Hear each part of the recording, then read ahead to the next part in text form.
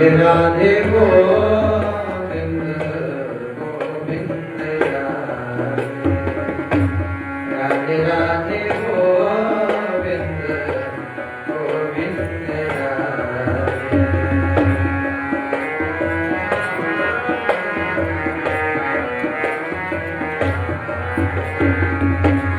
राधे राधे गोविंद गोविंद राधे राधे गोविंद गोविंद राधे राधे राधे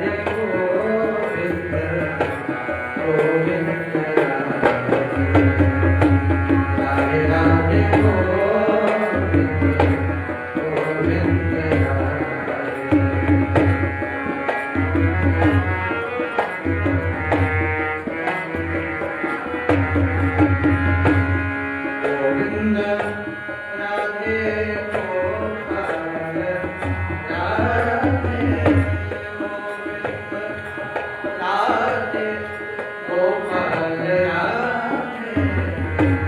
गोविंद राधे राधे गोविंद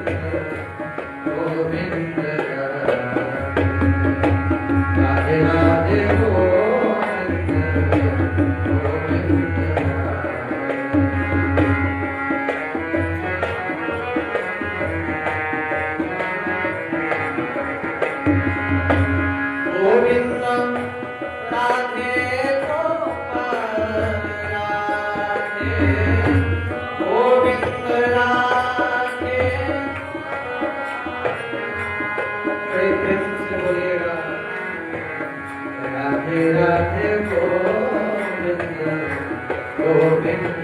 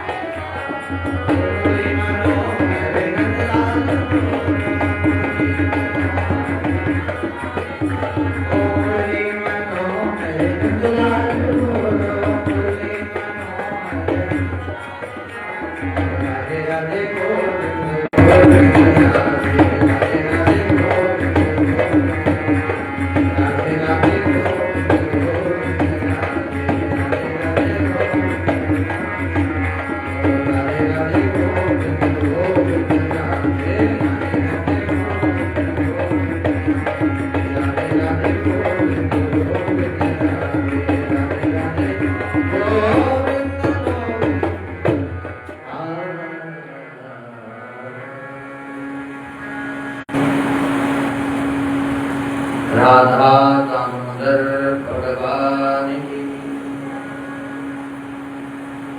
जय जय श्री राधे जय जय श्री राधे जय जय श्री राधे श्याम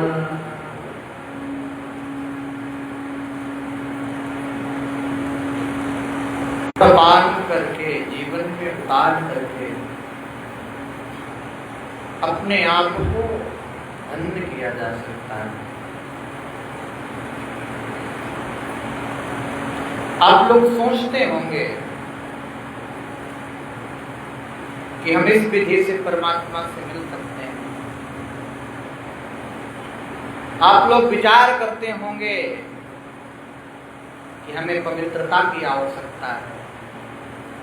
आप लोग विचार करते होंगे कि परमात्मा से मिलने के लिए हमें शुद्धता की आवश्यकता है। लेकिन परमात्मा तो आपके हृदय की पवित्रता को देखते हैं। तो ईश्वर आपके हृदय की पवित्रता से ही प्रसन्न होते हैं।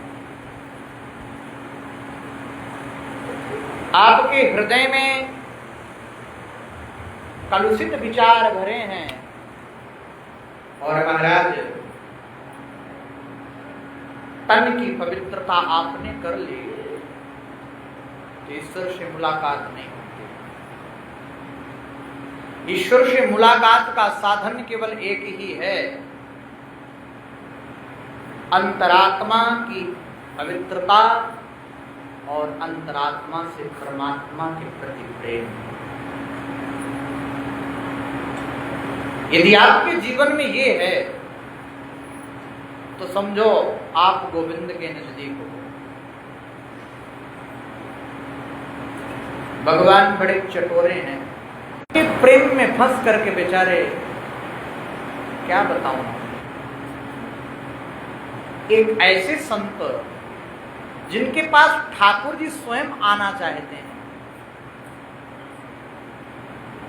जिसके पास कोई व्यवस्था नहीं है, जिसके पास व्यवस्थाओं का अभाव है, ना भोग है ना भोजन है, जाते हैं आटा मांगते हैं और आटा की ही रोटी बना करके खा लेते हैं। याद रखना, जीभ को ज्यादा स्वाद नहीं देना चाहिए।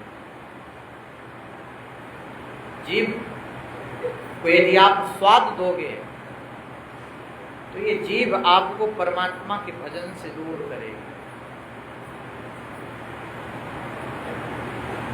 जितना व्यक्ति को खाने का स्वाद मिलेगा उतना ही ज्यादा परमात्मा के प्रति वो दूर होगा। क्यों? क्योंकि आहार की शुद्धता हमारे मन की पवित्रता को बनाती है।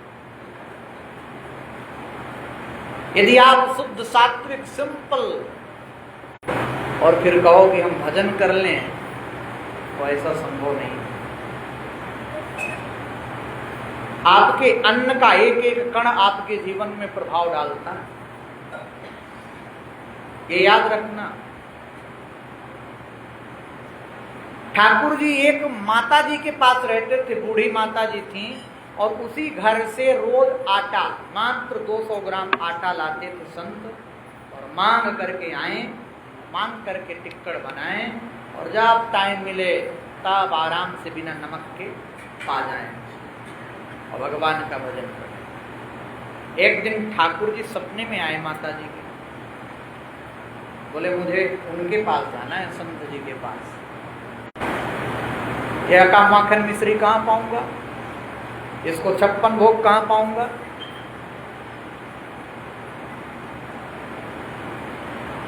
बड़ी अद्भुत घटना है और सत्य घटना है। मैं आपको बताऊं, संत ने मना कर दिया कि मैं इनको लेके नहीं जा सकता। ठाकुर जी ने फिर से स्वप्न दिया माता को, बोले उससे कह दो वो जैसा खिलाएगा वैसे रह लूंगा, रूखी सूखी जो देगा वही खा लूंगा, उसी में मैं जीवन व्यतीत कर लूंगा, कोई बात नहीं, लेकिन मुझे जाना उसी के पास है। मैया ने विनय किया, वो भी नहीं, एक रोटी बनाए बिना नमक की, वो भी पानी में डुबो दे कि इसका स्वाद और चला जाए, स्वाद न रहे। ये स्वाद हमें महाराज संसार की तरफ ले जाता है। राजा हैं मत गजेंद्र नाथ, भोलेनाथ, वहां बड़ा दिव्य मंदिर है। भोलेनाथ वहीं चित्रकूट पर्वत पर मत गजेंद्र नाथ के रूप में निवास करते थे।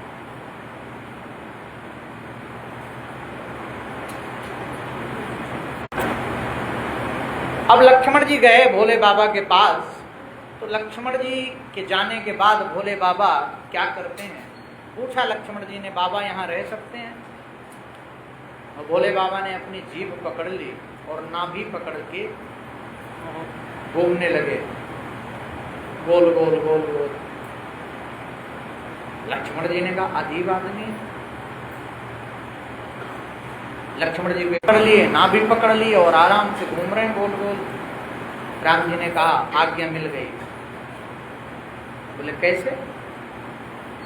बोले दुनिया का कोई भी व्यक्ति हो, कोई भी अपनी जीभ पर कंट्रोल कर ले और अपनी इंद्रियों पर कंट्रोल कर ले, दुनिया में वो कहीं भी पड़ा रहे उसका कोई बाल बांका नहीं कर सकता, कहीं भी पड़ा रहे।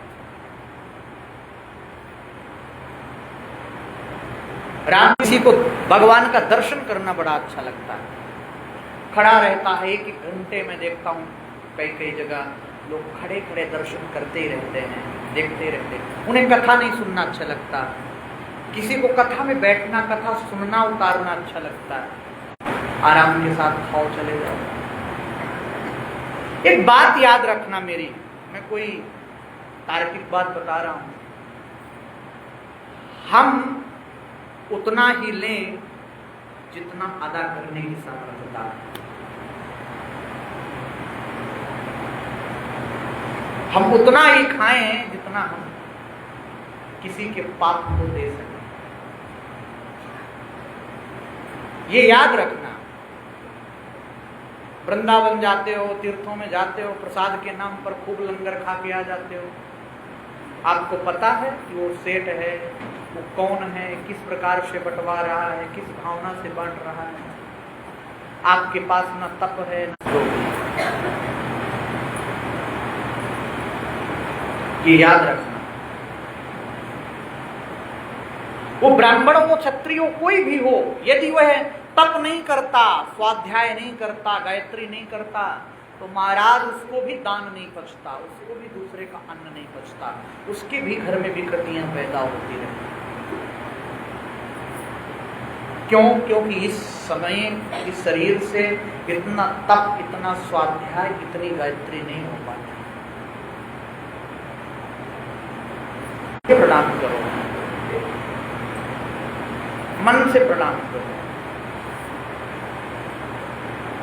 आपको उतने पुण्य हम नहीं दे सकते, इतना तप नहीं है कि हम आपको अपने चरण छुआ करके अपने तप दें। और क्यों दें? आप अपना खुद तप करो, क्यों दें?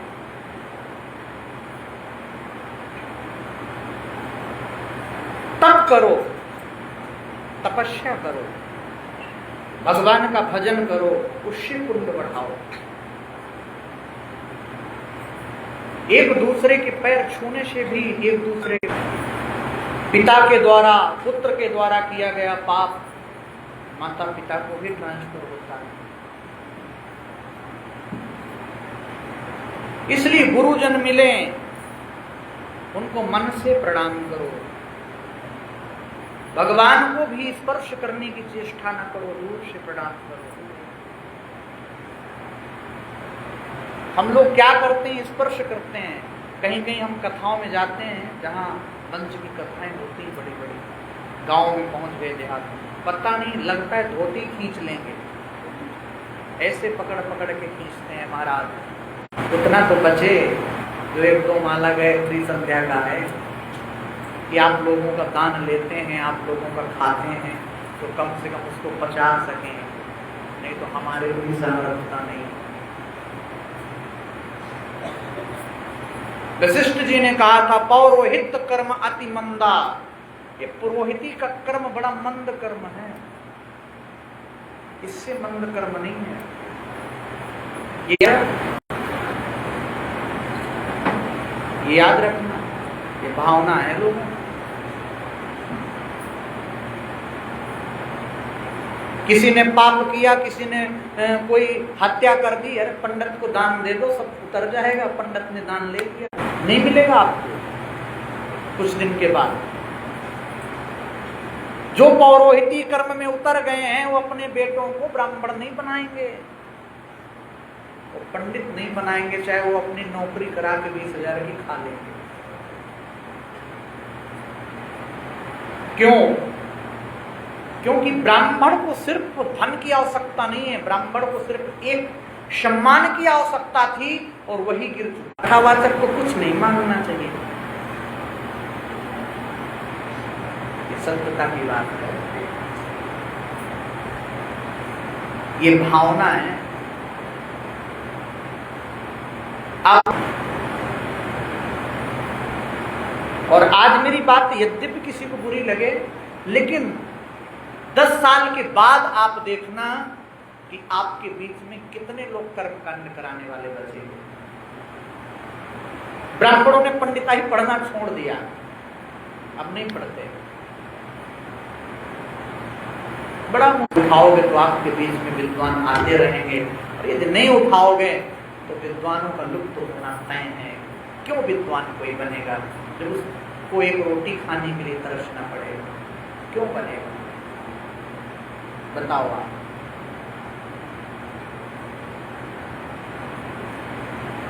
ठाकुर जी की बड़ी लीला है, बड़ी अद्भुत कृपा है। मेरा कर्म इतना है जो मैं अपने कमरे में संध्या भोजन कर लेता हूँ, उतना है। उसमें भी किसी के यहाँ भोजन कर आया यदि, तो एक दिन का पुण्य गया। बोलो राधे राधे।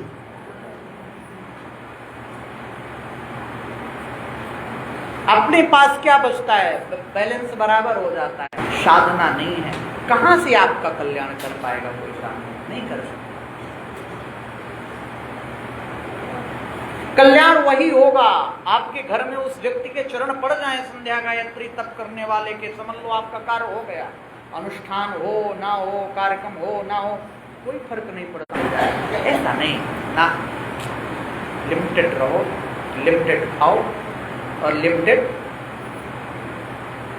करने का प्रयास करो। जो प्रसाद मिले थोड़ा सा प्रसाद के रूप में उसको ग्रहण करो। ये नहीं कि महाराज हरिद्वार जाएंगे तो वहां खूब पूरी सब्जी मिलेगी तो खा के चले आएंगे, ऐसा नहीं। आप इन सब चीजों के विचार से बाहर आओ।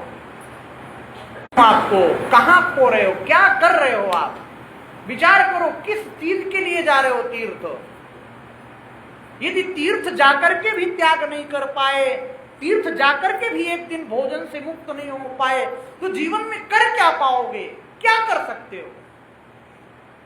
तीर्थ जाकर के भी एक दूसरे के प्रति बेमनुष्यता रही तो गंगा नहाने से होगा क्या? क्या मतलब है? समझाने के लिए टीचर शिष्य को दोष नहीं दे सकता, अपने को दोष देगा कि मेरे पढ़ाने में कमी होगी, इसलिए इस बालक की समझ में नहीं आया। वो संत भगवान की लीला देखो, जाओ तो नमक भी ले आओ, थोड़ी सी नमक लगा के खाऊं ना तो रोटी अंदर चली जाए, तुम सूखी रोटी धर दो और गले में मेरे अटक जावे। बोलो राधे राधे। क्या करो? अच्छा तो काम बोले, एक काम करो, थोड़ा सा घी की व्यवस्था कर लो, सूखी रोटी खाए खाए के मेरे गलो सूख गए हो, यदि घी लगा के दे दोगे तो मैं थोड़ा सा पालूंगा। अच्छा, पहले आटा, अब नमक, अब घी, उठा के माता को पास दे आए। लो रखो ये चटोरे ठाकुर, मेरे बस की नहीं है, मैं तो जैसे भजन करता हूं वैसे ही मस्त हूं। ठाकुर जी प्रकट हो गए साक्षात और बाबा से लिपट करके रोने लगे, बाबा मुझे मैया के पास मत भेज। तो जैसे रखेगा, जिस व्यवस्था में रखेगा, तो जैसे अपने बेटे से करते हो, अपने पति से करते हो, अपने माँ से करते हो, अपने बहन से करते हो, अपने भाई से करते हो, अपने मित्रों से करते हो, ऐसा प्रेम बनाओ, ऐसा संबंध बनाओ और वो आपके साथ आएगा भी, आपके साथ खाएगा भी, आपके साथ नाचेगा भी, सब करेगा। तो जिसको भगवान की जीवन का लक्ष्य मिल जाए उसको क्या कहना। ये जीवन का सबसे बड़ा लक्ष्य है, जिसके ऊपर परमात्मा का रंग चढ़ जाए फिर उसके ऊपर कोई रंग चढ़ता भी नहीं।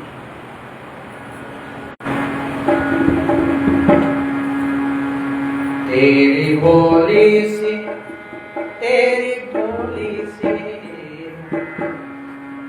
तेरी भोली सी सूरत शबरिया,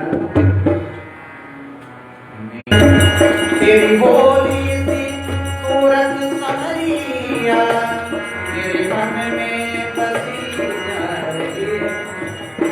अब तो पहले से थी, अब तो पहले से भी तेरी ज्यादा, न जाने क्यों याद आ रही है।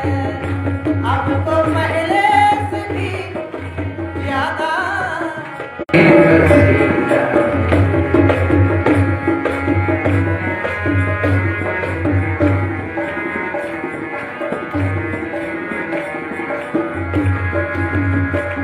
मिल भी जाओ, मिल भी जाओ, मिल भी जाओ,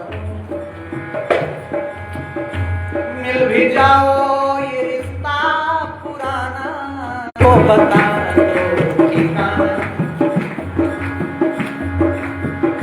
तुमको भूले पड़े हैं कन्हैया, तुमको भूले पड़े मेरे मन में बसी जा रही है।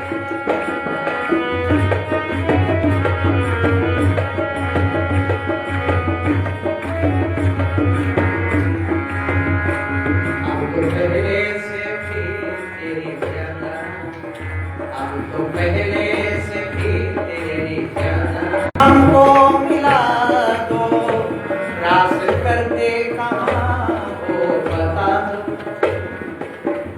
प्यारी प्यारी, प्यारी प्यारी, प्यारी प्यारी कदम की छैया, प्यारी प्यारी कदम की छैया मेरे मन को तड़पा रही है, मेरे मन को तड़पा मेरे मन में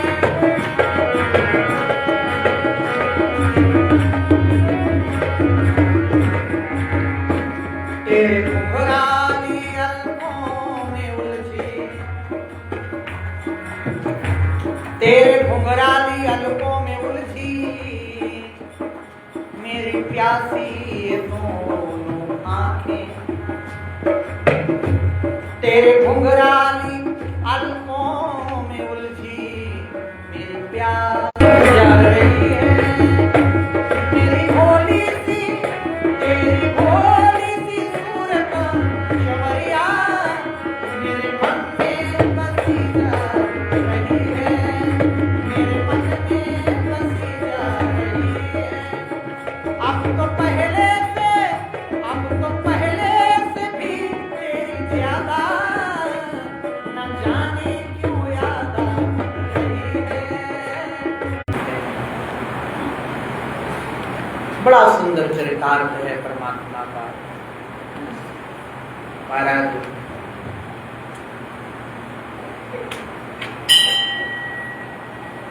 शुक्राचार्य जी ने समझाया, फिर भी नहीं माने।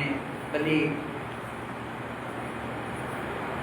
का सारा राज्य लेकर परमात्मा चले गए। उनके चरणों से गंगा उत्पन्न हुई, जिस गंगा में स्नान करने के लिए देवता भी तरसते हैं। और गंगा जल के प्रभाव से ही उसने परम पद की प्राप्ति की। तब ऋषियों ने पूछा, हे सुत जी, गुरु वशिष्ठ जी ने मित्र साहब को किस कारण श्राप दिया, क्या कारण था? कृपा करके यह इतिहास सुनाने का प्रयास करें।